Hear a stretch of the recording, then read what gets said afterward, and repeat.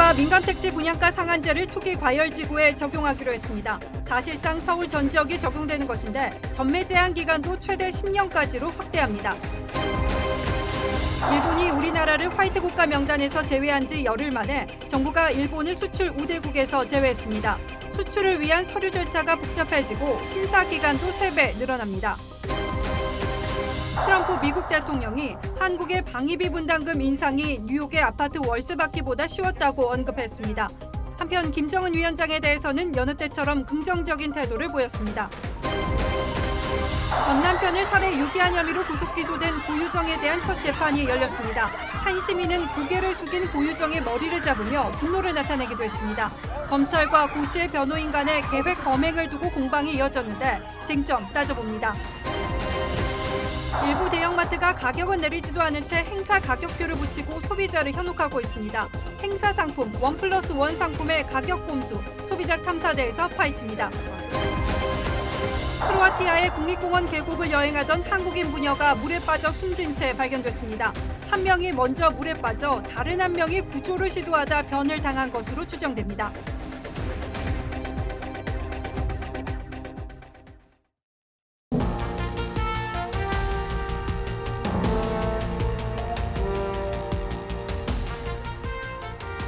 여러분 안녕하십니까? 뉴스9의 신동욱입니다.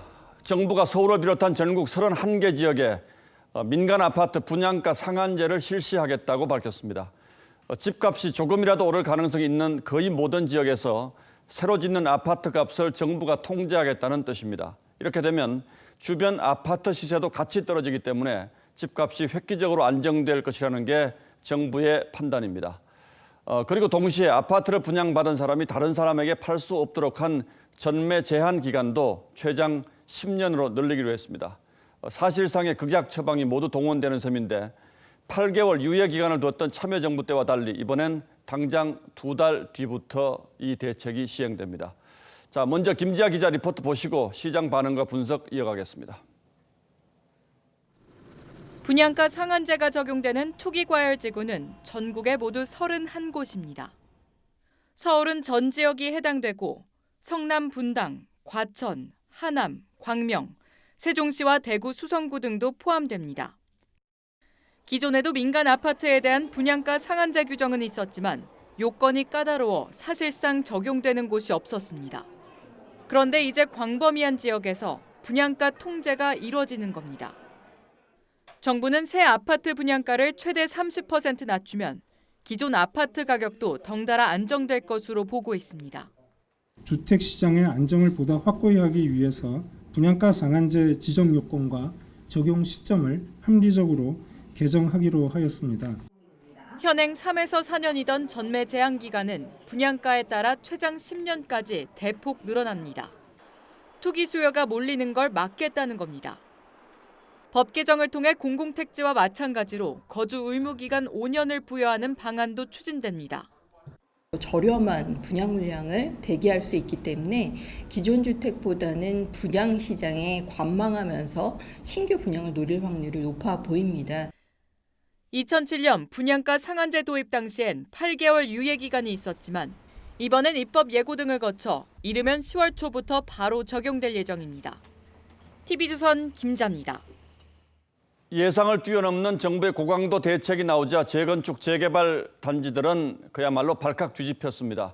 이렇게 되면 재건축 재개발이 사실상 불가능에 가깝다는 게 시장의 평가고 무엇보다 이미 조합원 분담금을 확정하고 철거가 진행되는 단지까지 분양가 상한제가 소급 적용되기 때문에 조합원들의 부담이 크게 늘 수 있습니다.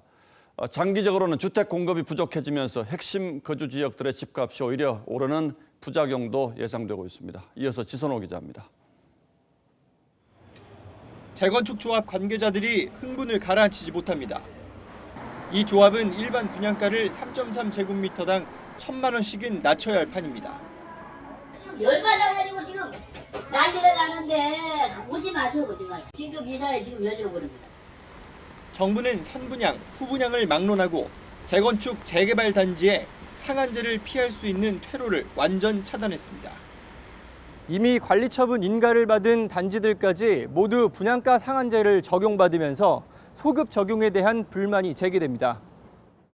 상한제 적용 대상이 관리 처분 전 단지에서 분양 직전 모든 단지로 확대된 겁니다. 서울에서만 151개 단지 13만 7천 가구에 상한제가 소급 적용됩니다. 하지 말자 얘기도 나올 수도 있어요. 주민들한테. 천천히 가자 뭐. 정부 바뀌고 가자. 일반 분양 수익이 줄면서 이미 확정됐던 조합원 부담금도 크게 늘어날 가능성이 큽니다. 조합원들이 너무 억울하게 저작권 침해가 되지 않도록 한 번 더 다시 검토를 해주셔야 됩니다. 이것은 정말 이걸 꼭 말씀드리고 싶습니다. 재건축, 재개발이 올스톱되면서 공급 감소, 기존 아파트 가격 상승의 악순환으로 이어질 거란 우려도 나옵니다. 재건축, 재개발은 직격탄을 맞을 가능성이 높고 반면에 중소형 새 아파트는 희소 가치로 인해서 더욱 가격이 오를 가능성도 높습니다. 국토부는 주택 가격 상승 조짐이 나오면 투기 수요, 자금 출처 조사 등에 나서겠다고 밝혔습니다. TV조선 지선호입니다. 우리 정부가 결국 일본의 수출 규제에 대해서 이에는 이, 눈에는 눈식의 맞대응 조치를 취했습니다. 일본을 수출 우대 국가, 즉 한국식 화이트 국가에서 제외하고 수출 통제를 하겠다는 것인데 문제는 얼마나 실효성이 있는 것인가 하는 점입니다. 박상현 기자가 꼼꼼하게 따져봤습니다. 우리나라의 기존 수출 우대국은 29개국입니다. 그런데 화이트 국가에 해당하는 가지역을 2개로 나누고 일본만 따로 떼어 가해 2로 분류하기로 했습니다. 이렇게 되면 중국처럼 4대 수출 통제에 가입하지 않은 나지역 국가 수준의 수출 통제가 일본에도 적용됩니다. 전략 물자 품목 1,735개가 개별 허가 대상입니다. 이 조치는 국내법적으로부터 국제법적으로 적합하게 진행되고 있다는 사실이라는 걸 말씀드립니다. 정부는 WTO 제소의 첫 절차인 양자협의 요청서를 일본에 보내는 시기도 검토 중입니다. 국제법적인 규범에 맞지 않기 때문에 지금 이제 한국 정부는 WTO에 이제 신속하게 제소를 이제 할 계획을 갖고 이제 있는 거 아니겠습니까? 다만 화이트국 제외 맞대응의 실효성은 제한적이란 지적이 나옵니다. 반도체, 디스플레이 등은 안보를 이유로 규제할 명분이 크지 않고 다른 수출품도 일본이 대체 수입처를 찾을 수 있습니다. 더 결정적인 품목을 만약에 그 개별 허가 품목으로 넣으면 우리는 더 어려워지는 거 아닙니까? 정부는 다만 20일 의견 수렴 기간 내에도 일본과 협의할 준비가 돼 있다며 대화의 여지는 남겼습니다. 우리나라의 조치에 대해 일본 언론은 외무성이 구체적 내용과 조치 이유를 확인해 대응할 것이라고 전했습니다. TV조선 박상현입니다. 일본의 수출 제한 조치에 대해서 전례 없는 비상 상황이라고 했던 청와대가 이번에는 영향이 한 줌 정도라고 했습니다. 미국의 중재안을 일본이 거부했던 것처럼 말하는 것과 달리 미국의 개입을 요청하면 글로벌 호구가 된다는 말도 했습니다. 자, 글로벌 호구, 이게 무슨 뜻인지 잘 모르는 분도 있을 것 같은데 아무튼 청와대 핵심 관계자가 이렇게 표현했습니다. 그 의미도 전달 방법도 모두 적절치 않습니다. 백대우 기자입니다. 김현정 청와대 국가안보실 2차장은 문재인 대통령이 일본의 경제보복을 이길 수 있다고 한 건 파급력이 작아서라고 했습니다.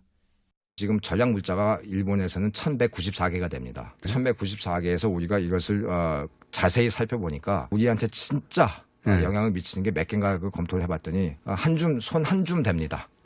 지난달 10일 문 대통령이 기업 총수 간담회에서 전례 없는 비상 상황이라고 한 말과 180도 달라진 겁니다. 야당은 청와대 참모가 구체적 근거 없이 낙관론을 펴는 건 문제 해결에 방해가 된다고 했습니다. 김 차장의 주먹이 태평양만 한지는 몰라도 수입 규제로 어려움을 받고 있는 반도체 업체 이분들의 의견을 들어야 됩니다. 김 차장은 또 미국이 중재하면 반대급부를 제공해야 해 글로벌 호구가 될 뿐이라며 중재 요청을 안 했다고 했습니다.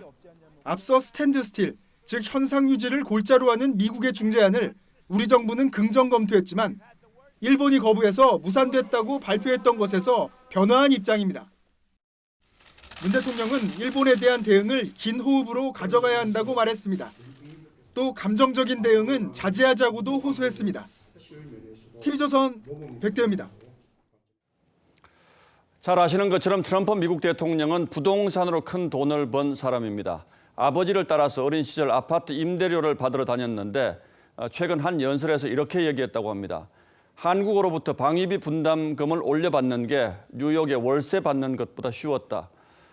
이 말을 그저 단순한 방위비 인상 압박으로 봐야 하는지 아니면 그저 미 국내용 발언이니까 무시하는 게 좋을지 참 여러 감정이 복잡하게 드는군요. 박소영 기자가 설명합니다.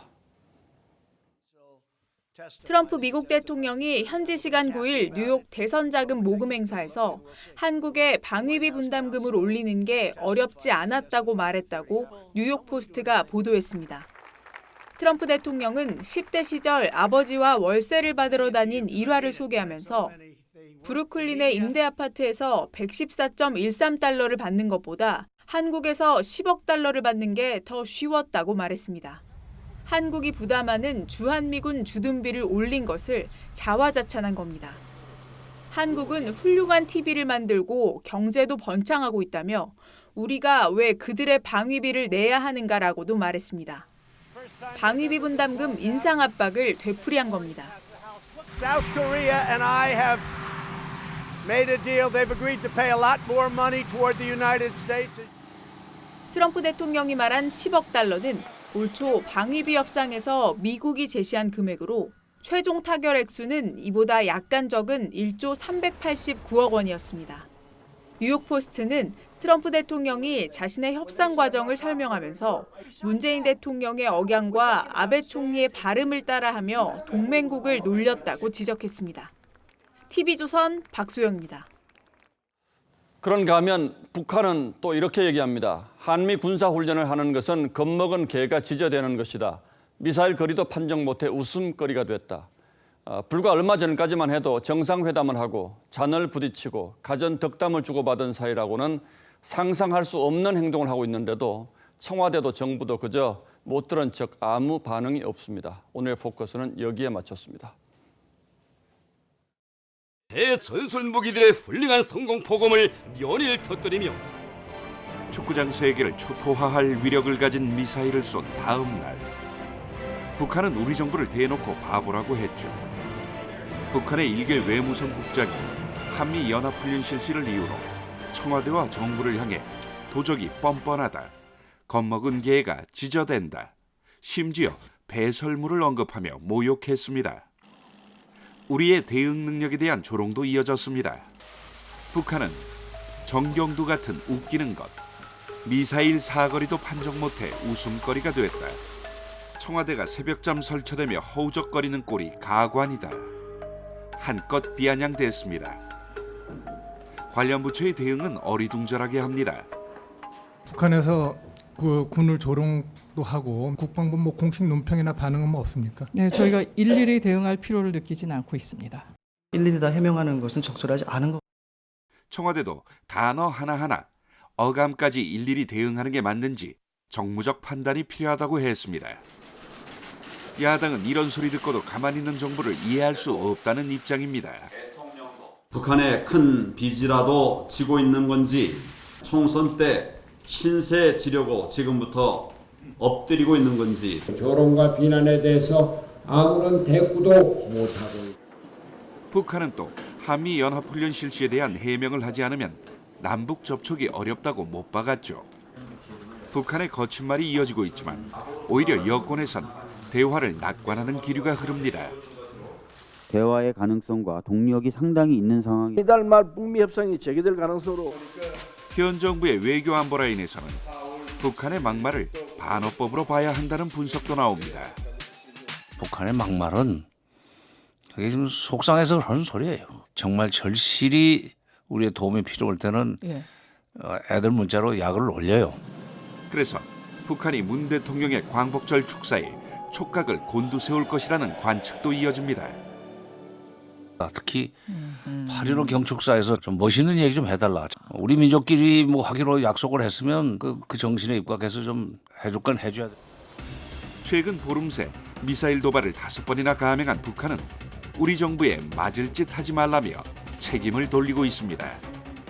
그냥 예의주시하고 있다고만 그러니 마음 놓고 조롱하고 마음 놓고 욕을 하고 우리가 미국하고 직접 할 거야. 한국은 용도 폐기를 시켰다. 북한에 거듭 모욕당하는데도 수수방관하는 정부를 보면서 속이 자꾸 타들어가는 사람들이 적지 않을 것 같습니다. 뉴스라인 포커스였습니다. 예, 다음 뉴스입니다. 전 남편을 살해하고 시신을 훼손해서 버린 혐의를 받고 있는 고유정이 오늘 첫 재판에 나왔습니다. 그런데 새로 구성된 변호인단은 전 남편의 변태적 성욕이 만든 비극이라고 주장하며 피해자에게 책임을 떠넘겼습니다. 유족들은 인간의 도리를 넘어섰다고 반발했습니다. 주원진 기자가 보도합니다. 수의를 입은 고유정이 호송차에서 내립니다. 머리카락으로 얼굴을 또 가렸습니다. 고유정은 법정 안에서 1시간 내내 얼굴을 가렸습니다. 직업을 묻는 질문에 주부라고 작게 말했고 이후 재판부가 수차례 진술 기회를 줬지만 아무 말도 하지 않았습니다. 고유정 측은 앞으로 아들의 성장 모습을 보고 싶다며 진실을 밝혀 아들이 행복한 삶을 살 수 있도록 만들겠다고 말했습니다. 범행 동기는 성폭행 시도에 대항하다 생긴 일이라며 전 남편의 변태적 속용이 만든 비극이라고 주장했습니다. 변론을 듣던 고유정은 휴지로 한번 눈물을 닦았습니다. 성실하게 진실을 밝힐 수 있도록 그렇게 노력하겠습니다. 검찰은 변호인의 허위 주장에 대해 좌시하지 않겠다고 밝혔습니다. 유족 측도 인간의 도리를 넘어서 고인의 명예를 훼손한 것은 반드시 책임을 묻겠다고 반발했습니다. 죽은 자는 말이 없다라는 점을 이용해서 악용해서 아주 터무니없는 진술을 많이 했는데요. 응당 책임을 져야 될 것입니다. 법원은 다음 달 2일 고유정에 대한 두 번째 재판을 열고 전 남편 유족의 진술을 들을 예정입니다. TV조선 주원진입니다. 고유정의 첫 공판은 시민들의 뜨거운 관심 속에 열렸습니다. 재판 중간중간 고성이 터져나왔고 분노한 한 시민이 고유정의 머리채를 잡는 일도 벌어졌습니다. 이어서 신유만 기자가 보도합니다. 머리를 숙인 고유정이 재판을 마치고 나옵니다. 한 여성이 돌진해 머리채를 휘어잡고 끌어당깁니다. 법원 앞은 고 씨를 성토하는 사람들의 욕설과 고성으로 아수라장이 됐습니다. 경찰이 잡아채고 밀치는 시민들 속에서 고 씨를 가까스로 호송차에 태웁니다.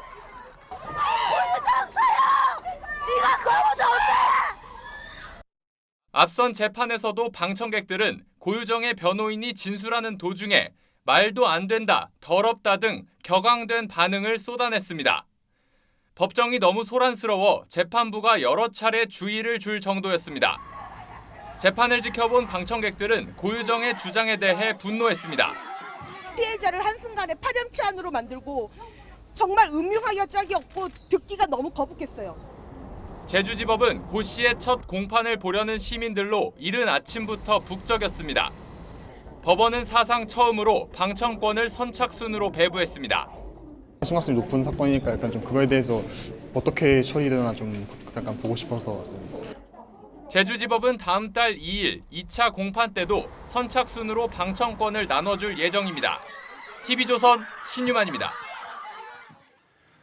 오늘 처음으로 열린 고유정 재판의 쟁점은 계획적 살인인지 아니면 우발적 살해인지를 가리는 겁니다. 고유정 측은 줄곧 죽은 전 남편 탓을 하며 자신의 범행이 우발적이었다고 주장하고 있는데 맞는 말인지 따져보도록 하겠습니다. 자, 강동 기자. 예. 검찰이 고유정이 범행을 계획했다는 여러 가지 증거를 내놓지 않았습니까? 저희도 뭐 보도를 한 기억이 있는데. 예, 그렇습니다. 그런데 오늘 고유정 측 변호인은요. 검찰이 계획살인이라면서 공소장에 쓴 내용을 조목조목 반박했습니다. 예. 자, 졸피뎀 검색 기록은 버닝썬 기사를 보다가 연관 검색어를 따라간 것이고 니코틴 치사량이나 뼈 무게 같은 것도 우연히 누른 거라고 주장했습니다. 자, 펜션에 CCTV를 검색한 것도 아이의 안전을 위해서였고 피해자에게 졸피뎀을 먹여서 살해했다는 검사 측의 공소 사실 역시 증거가 없다고 주장했습니다. 자, 특히 사건 이후에 고유정이 CCTV에 얼굴이나 자신의 동선을 모두 노출시키는 등 허술하게 행동한 것을 보면요, 이 계획적인 범행이라고 볼 수 없다, 이렇게도 이야기했습니다. 모든 주장이 계획 범행을 부인하는 쪽으로 맞춰져 있군요. 예. 그럼 검찰은 뭐라고 반박하고 있습니까? 그러니까 말도 안 된다는 입장입니다. 졸피뎀 성분이 피해자 혈흔에서 나온 객관적인 증거가 있고 이 검색어 역시 이 고유정이 포털 사이트에 직접 자판을 쳐서 검색한 것이지 연관 검색어를 따라서 클릭한 게 아니라는 겁니다. 자, 철저한 계획 살인이라는 겁니다. 자, 그런데 우발적이든 계획적이든 전 남편을 죽였다는 것, 그리고 시신을 훼손해서 은닉했다는 것, 이건 다 인정하는 거죠. 그렇습니다. 그럼에도 불구하고 우발적인 범행이라고 계속 주장하는 의도는 뭘까요? 일단 형량이 크게 달라지기 때문입니다. 자, 예를 들어서요, 전 남편의 성폭행을 피하려다가 사건이 일어났다는 주장이 받아들여지면 살인이 아니라 과실치사가 될 수가 있습니다. 예. 자, 더 나아가서 고유정의 주장처럼 이 피해자의 일부 책임이 있다는 점이 인정되면 이 참작 동기 살인이라고 해서 이 3년에서 5년까지도 이제 감경이 가능하고요. 자, 의처증, 의부증 등 배우자에 대한 불만으로 살해했을 경우에는 보통 동기 살인이라고 해서 이 7년에서 12년까지도 감경이 가능합니다. 자, 고유정 측 변호인은 이 두 가지 기준에 해볼 만하다고 보는 거죠. 자, 그래서 처음에는 여론의 부담 때문에 사임을 했다가 다시 사건을 맡았다는 이야기도 있습니다. 피해자가 변태적 성욕을 가지고 있었다라는 주장도 그래서 하는 거군요. 맞습니다. 자, 그런데 바로 이런 경우에도 감형이 가능합니까? 그런데 이 경우에는요, 쉽지 않아 보입니다. 왜냐하면 이 최근 판결 경향을 보면 우발적 살인이라 하더라도 사체 손괴는 엄벌에 처하는 경우가 많기 때문입니다. 자, 실제로 지난 8일에도 법원은 옆집에 사는 노인을 살해하고 사체를 손괴한 50대 남성에게 무기징역을 선고했습니다. 자, 이 남성 역시 살해 사실은 인정하지만 우발적인 범행이었다, 이렇게 주장을 했었죠. 전문가 얘기 들어보시죠. 예. 그 이후에 있었던 사체 훼손이 너무나 심각하고 그런 것들이 굉장히 죄질이 안 좋게 평가될 수 있을 것 같아요. 예, 뭐 피해자가 지금 항변을 할 수 없는 상태이기 때문에 예. 철저하게 피해자 쪽으로 책임을 미는 재판 전략으로 가고 있는 것으로 봐야겠군요. 예, 강동원 기자 잘 들었습니다.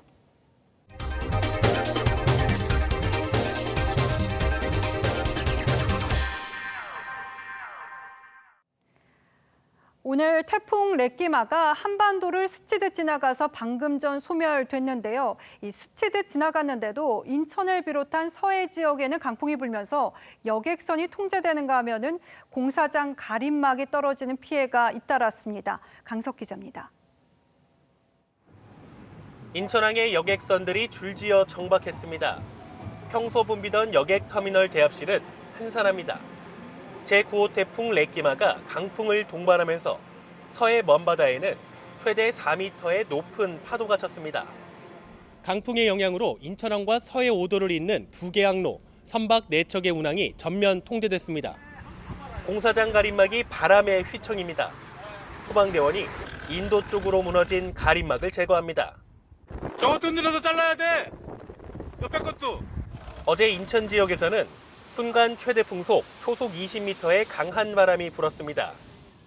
상가 건물 간판과 빌라 외벽이 떨어지는 등 15건의 피해가 발생했습니다. 바람이 많이 불어서 고추 같은 거 널어놓으면 제대로 해놓으면 자꾸 날아가고 그냥 다니면 눈에 흙도 들어가고 막 그랬어요. 기상청은 태풍이 중국 해안을 따라 이동하면서 오른쪽에 위치한 서해 지역에 강한 바람이 발생했다고 설명했습니다. 서해안 지방을 중심으로는 해상으로부터 바람이 직접적으로 불어들게 되면서 서울, 인천 등 이 서쪽 지방을 중심으로는 강한 바람이 일시적으로. 기상청은 태풍의 영향권에서 벗어난 내일부터 전국 대부분 지역에서 폭염이 시작되겠다고 예보했습니다. TV조선 강석입니다. 충남 천안의 한 폐기물 처리 업체에서 화재가 나 질산 3톤이 누출됐습니다. 이 질산은 금속을 녹일 때 주로 사용되는 물질인데 사람이 흡입하면은 피부와 입 등 신체를 손상시킵니다. 다행히 이번 사고로 인명 피해는 없었지만은 이 주민들은 평소에도 매캐한 냄새가 났다면서 불안감을 호소하고 있습니다. 김다로 기자입니다.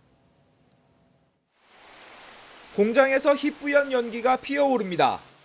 공장 안에서는 방제복을 입은 사람들이 바닥에 부직포를 깔고 검게 변한 물을 수거합니다. 화재로 누출된 질산을 제거하는 겁니다.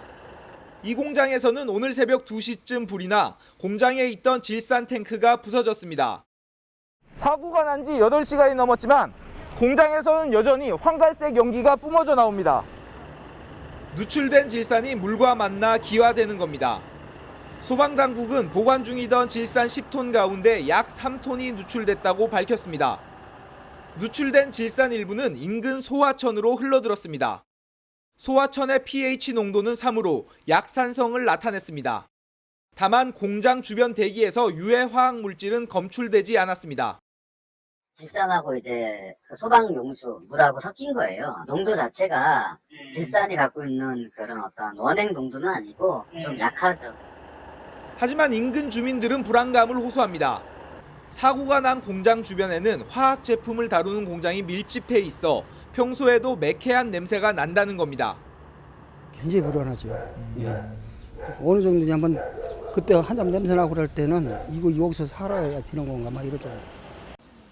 행정당국은 질산이 누출돼 공공수역이 오염된 만큼 해당 공장의 행정 조치를 검토하고 있습니다. TV조선 김다로입니다. 크로아티아로 여행을 떠난 아버지와 딸이 한 국립공원 강에서 숨진 채 발견됐습니다.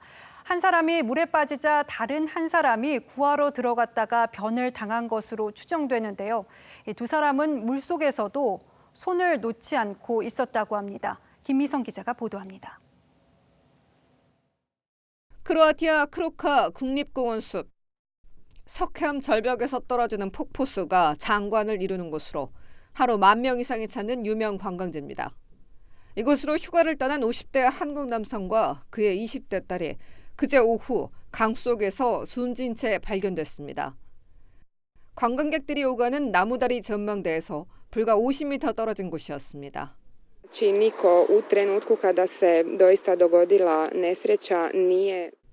현재 언론은 목격자를 인용해 한 명이 물에 빠지자 다른 한 명이 구하러 들어갔다 변을 당한 것으로 보인다고 보도했습니다. 특히 발견 당시 두 사람은 서로 손을 잡고 있었던 것으로 전해졌습니다. 외교부는 현재 병원에 시신을 안치했으며 사인 규명을 위해 오늘 부검했다고 전했습니다.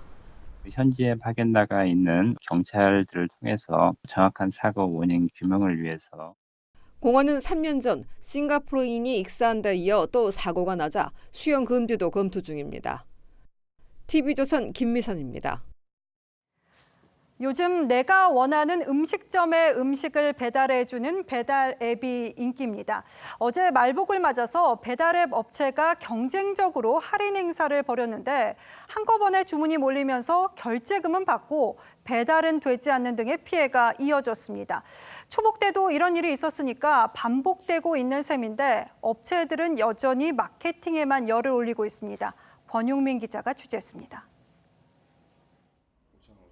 직장인 은동우 씨는 어제 저녁 말복을 맞아 아내와 먹을 치킨을 배달앱으로 주문했습니다. 그런데 결제한 지 2시간이 지나도 음식은 오지 않았습니다.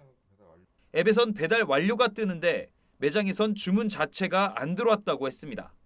통화량이 많아서 전화가 안 된다는 얘기만 들었고 심지어 오늘까지도 지금 환불조차 되고 있지 않은 상황입니다. 심지어 24시간이 지난 아직까지 상담원 연결조차 안 됩니다. 상담원 연결이 어렵습니다. 잠시 후 다시 이용하여 주시기 바랍니다. 말복을 맞아 배달앱 두 곳은 경쟁적으로 5,000원 할인 행사를 벌였습니다. 하지만 1시간도 안 돼 주문이 몰리며 앱이 먹통이 되고 피해자가 속출했습니다. 요기요의 경우엔 지난달 12일에도 초복 행사를 벌이다 똑같은 서버 장애를 일으켰습니다. 너무 죄송스럽게 생각을 하고 시스템을 개편하기 위해서 노력을 기울여 나가고 있는 상태이긴 합니다. 투자보단 마케팅에만 열을 올린 결과란 지적입니다. 서버가 충분히 증설되어 있고 그 정도 받을 정도가 돼 있어야 되는데 그 한도나 한계를 초과한 거죠. 반복되는 소비자 피해와 불편으로 대대적 마케팅이 되레 역효과를 내고 있습니다. TV조선 권용민입니다.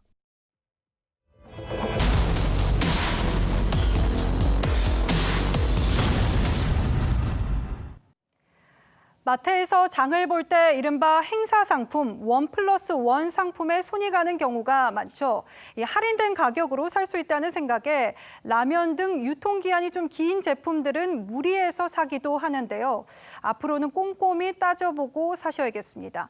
일부 대형마트가 할인 가격인 양 행사 가격표를 붙인 채 제값을 다 받고 있었습니다. 대형마트의 가격 꼼수, 소비자탐사대 황민지 기자입니다. 대형마트에 가면 쉽게 볼 수 있는 행사 상품. 가격 할인 행사를 줍니다. 저렴할 때 이용해보세요. 참치와 과자, 라면 등 다양한 행사 상품이 눈에 잘 띄는 매대에서 고객을 유혹합니다. 이런 행사 상품은 평소보다 저렴하게 구매할 수 있다는 생각에 쉽게 손이 갑니다. 일단 할인이다 하면 할인으로 되는가 보다. 행사를 되게 많이 하지 않아요? 보죠, 당연히. 한 번쯤 가서 보는데. 행사 상품은 얼마나 할인된 걸까? 노란색 행사 가격표를 빼보니 하얀색 가격표가 나타납니다. 그런데 둘 가격이 같습니다. 이것도 그런가? 옆에 것도 그런데? 이런 행사 가격표가 한둘이 아닌데 할인율 30%라고 적어놓은 제품마저 앞뒤 가격표가 같습니다. 또 다른 대형마트도 비슷한 상황. 석연치 않은 행사 가격표가 여기저기 보이고 금주 특별 상품으로 진열된 것도 두 가격표는 같습니다. 왜 특별 상품이에요? 내려오더라고요. 어떻게 된 걸까? 할인이 들어간 건지 안 들어간 건지. 이거 두 개 같이 뽑아놨냐? 모르겠는데 나 이거? 이거 아예 빼버려야 되겠지? 이게 손카드가 같이 나와요. 그래서 같이 꽂는 거야 지금. 소비자들은 어떻게 생각할까? 이렇게 놓으면 똑같은 가격이잖아요. 저 지금 처음 알았네요. 정말 황당하죠. 근데 이러면 저희 안 사게 돼요. 더. 소비자 혼동을 일으키는 꼼수 행사는 이뿐이 아닙니다. 세계 묶음 사탕은 행사 상품으로 홍보하지만 낱개를 3개 살 때보다 비쌉니다. 이거 그냥 낱개로 사는 게 더 싼 거 아니에요? 낱개짜리를 가져오세요. 두개를 저희가 확인을 할 거고요. 하나 사면 하나를 더 준다는 1+1 상품도 낱개엔 이전보다 2배 오른 가격이 붙어 사실상 제값에 산 셈입니다. 행사 상품에 대한 마트 측 입장을 들어봤습니다. 3주 동안 가격 할인을 한 품목 같은 경우에는 추가 할인 혜택이 없는 한은 그 할인이라는 표현을 쓸 수가 없대요. 일을 하시는 분들이 조금 이렇게 일을 편의를 위해서 이렇게 미리 했다가 그 위에다 이제 이렇게 더 씌우는 사실 그런 형태로 돼서 그런 상황이 발생한 것 같아요. 소비자들은 황당하단 반응입니다. 눈에 띄게 행사라고 해놨잖아요. 그죠. 그럼 뭘 주려나 하는 기대감?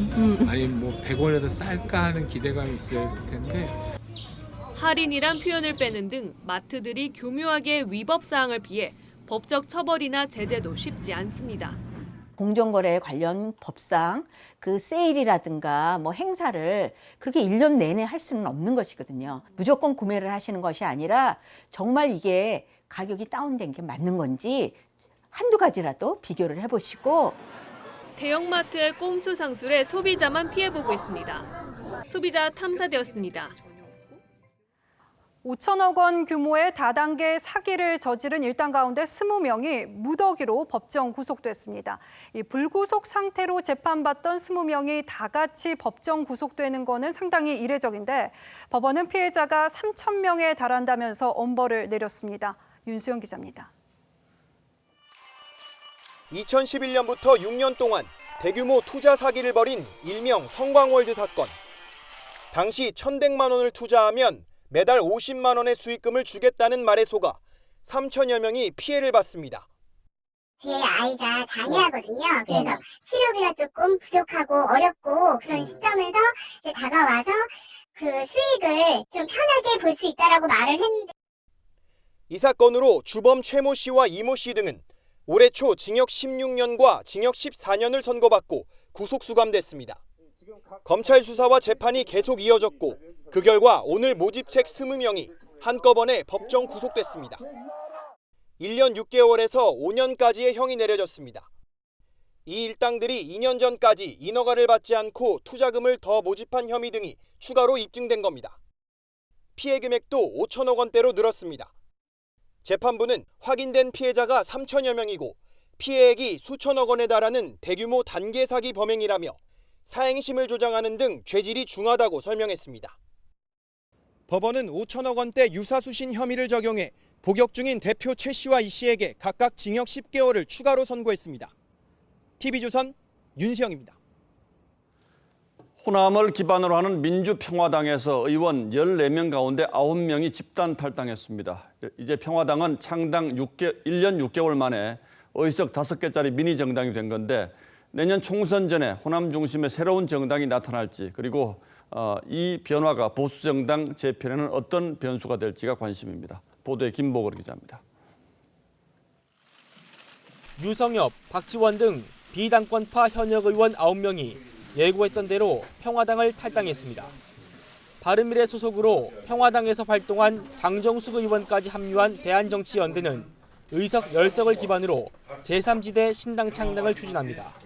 지리멸렬한 제3세력들을 다시 튼튼하고 건강하게 결집시키면서 국민적 신망이 높은 외부 인사를 지도부로 추대하고 당분간 지도부급 외부 인사 영입에 집중하면서 손학규 대표가 중심인 바른미래당 당권파와 물민연대에 나설 계획입니다. 졸지에 미니정당이 된 평화당 정동영 대표는 당대표 정례 모임에도 지각했습니다. 집에 불이 나가지고 빨리 올 수가 없었어요. 정의당보다 더 작은 당 형편이고 60%대 호남 지지율을 유지하는 더불어민주당은 대한연대의 합종연행 움직임이 찻잔 속 태풍이 될 거라며 평가절하하는 분위기입니다. 한 재선 의원은 당을 나갔던 분들의 움직임에 관심을 가질 이유가 없다고 했고 바른미래당의 유승민계 의원도 대한연대와 뜻이 맞는 분은 함께하겠지만 의미를 부여하고 싶지는 않다고 말했습니다. TV조선 김보건입니다. 재판 끝날 때까지 손혜원 의원 측이 목포 부동산을 처분하지 못하도록 검찰이 법원에 몰수 보전 명령이라는 걸 청구했는데 어쩐 일인지 법원이 이 청구를 기각해버렸습니다. 그래서 지금으로선 손 의원이 부동산을 팔아버려도 아무 문제가 없는 상태가 됐는데 알고 보니 법원이 어이없는 실수로 서류를 빠뜨린 사실이 드러났습니다. 윤재민 기자가 그 전후 사정을 설명하겠습니다. 무소속 손혜원 의원이 지난 2017년 6월부터 부동산을 집중 매입한 전남 목포의 근대 역사문화공간입니다. 창성장을 비롯해 손 의원과 가족 등 명의의 토지 26필지와 건물 21채 등 14억 원 규모의 부동산이 자리 잡고 있습니다. 손 의원이 목포시 보안 자료인 개발 계획을 넘겨받은 뒤 부동산을 취득한 것으로 보고 손 의원을 기소한 검찰은 최근 손 의원 측이 재판 중 부동산을 처분할 수 없도록 법원에 몰수 보존 명령을 청구했습니다. 하지만 법원은 지난 5일 수사 기록 등 자료가 빠져 있어 소명되지 않는다며 청구를 기각했습니다. 이에 검찰은 수사 기록을 모두 제출했는데 납득할 수 없다며 항고했습니다. 법원은 오늘 뒤늦게 입장을 공개했습니다. 서울 남부지법은 접수된 청구서를 재판부로 옮기는 과정에서 수사 기록이 누락됐다며 실수를 인정했습니다. 다만 법원 관계자는 재판부가 아닌 법원 직원의 실수라며 재발 방지책을 마련하겠다고 말했습니다.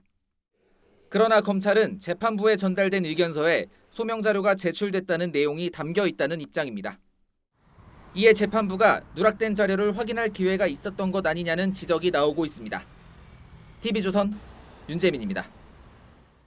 기록적인 폭염으로 몸살을 앓았던 유럽이 이번에는 이례적인 토네이도와 물난리로 고통받고 있습니다. 룩셈부르크, 네덜란드를 덮친 토네이도에 건물이 무너지고 부상자가 속출했습니다. 유혜림 기자입니다. 토네이도의 강력한 바람에 지붕이 맥없이 뜯겨져 나갑니다.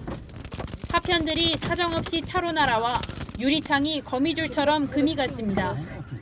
현지 시간 9일 룩셈부르크 남서부 지방을 토네이도가 강타했습니다. 거센 바람에 2명이 중상을 입는 등 19명이 다쳤습니다. 건물 160여 채가 피해를 입었는데 이 중 주택 100여 채는 사람이 살 수 없을 만큼 부서졌습니다. Man arbeitet das ganze Leben, um ein Haus aufzubauen, Schulden abzuzahlen, sag ich mal. Und dann ist alles praktisch zunichte gemacht worden. In ein paar Minuten, ein paar Sekunden. Nichts mehr da. 같은 날 네덜란드 수도 암스테르담에도 토네이도가 휩쓸었습니다. 강풍에 네덜란드 프로축구 1부 리그팀 알크마르의 홈 경기장 지붕이 무너졌습니다. 다행히 구장이 비어 있어 인명 피해는 없었습니다. 주로 북미에서 발생하는 토네이도가 유럽에서 연달아 발생한 것은 드문 일입니다. 독일과 프랑스 일부 지역에서는 벼락을 동반한 폭풍으로 홍수가 발생했습니다. 그리스에서는 높은 기온과 강한 바람에 산불 수십 건이 발생했습니다. 11일 수도 아테네 인근에도 산불이나 주택 한 채가 완전히 탔고 주민 대피령이 내려졌습니다. TV조선 유혜림입니다. 나흘째 홍콩 국제공항을 점거하며 이어진 송환법 반대 시위가 급기야 오늘 오후부터는 여객기 운항을 전면 중단시켰습니다. 어제 시위 도중 부상한 여성이 실명 위기에 처한 것으로 알려지자 시위대는 격앙했습니다. 김지수 기자입니다. 검은 옷을 입은 사람들이 공항을 가득 메웠습니다. 오늘 시위대 수천 명이 홍콩 국제공항에서 송환법 반대 시위를 벌였습니다. 공항 터미널에서 연좌 시위를 하면서 출국 수속이 마비됐고 오후 5시 30분 무렵부터 도착과 이륙이 예정됐던 항공기 운항이 전면 중단됐습니다. 홍콩과 한국을 잇는 항공편 23편도 내일 오전 9시까지 결항될 전망입니다. 시위대 합류 인원이 점점 늘면서 공항 인근 교통도 극심한 정체를 빚었습니다. 공항 시위는 어제까지 사흘간만 예정됐지만 어제 침사추위에서 한 시위 참가자가 경찰의 시위 진압용 탄환, 일명 콩주머니 탄에 맞아 한쪽 눈이 실명위기에 처했다는 보도가 전해진 게 발단이 됐습니다. 针对任何引致他人身体严重受伤，甚至威胁生命安全的暴力行径，警队必定全力追究。 홍콩 국제공항을 드나드는 항공편은 하루 1,100편, 해외 200개 도시를 연결하고 있습니다. TV조선 김지수입니다.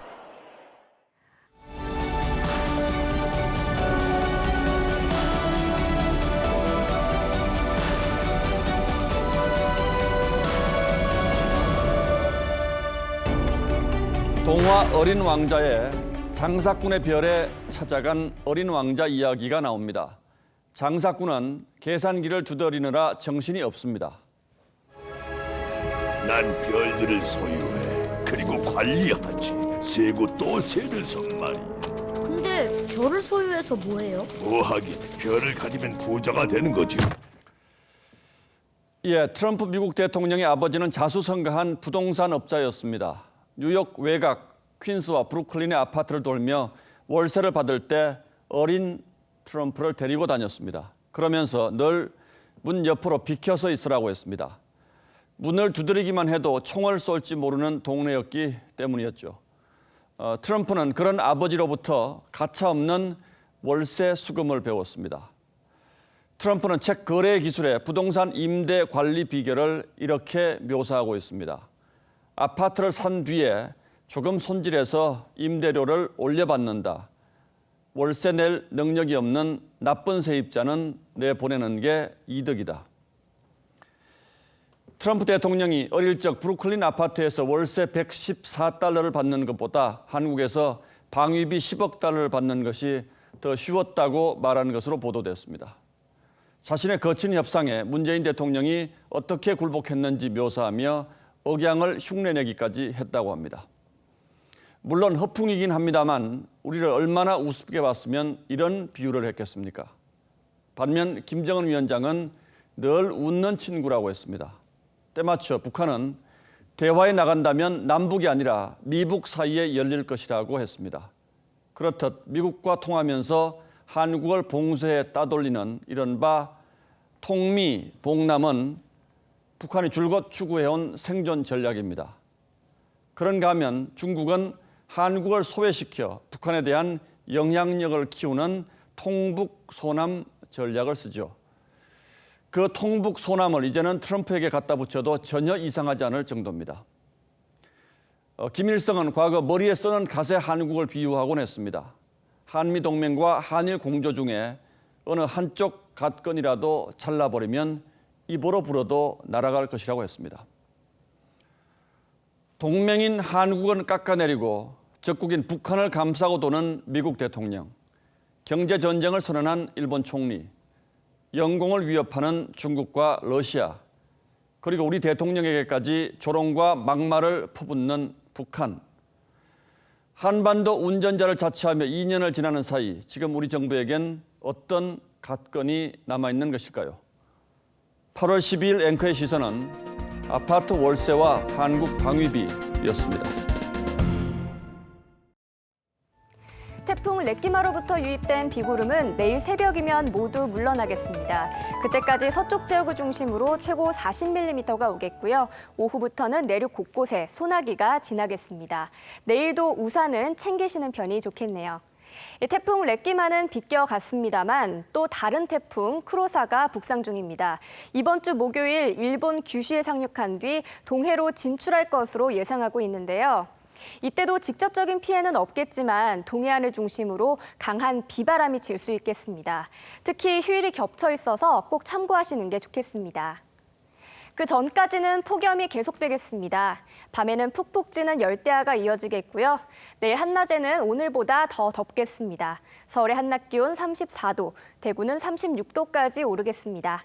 날씨였습니다. 정부가 오늘 내놓은 민간 아파트 분양가 상한제는 당장 아파트 값을 내리는 데는 효과가 있을지 모르지만 정부가 사실상 집값을 정하는 제도라는 점에서 시장경제 원리와는 맞지 않습니다. 그리고 무엇보다 아파트 건설로 이윤을 남기지 못하는 업체들이 주택 공급을 하지 않으면 결국 집값은 더 오르게 되어 있습니다. 정부가 이런 부작용을 충분히 감안하고 내린 결정인지 의문스럽고 만약 그렇지 않다면 그 후유증은 또 누구의 몫이 될지 걱정하지 않을 수 없습니다. 네, 뉴스나인 마치겠습니다. 시청해주신 여러분 고맙습니다.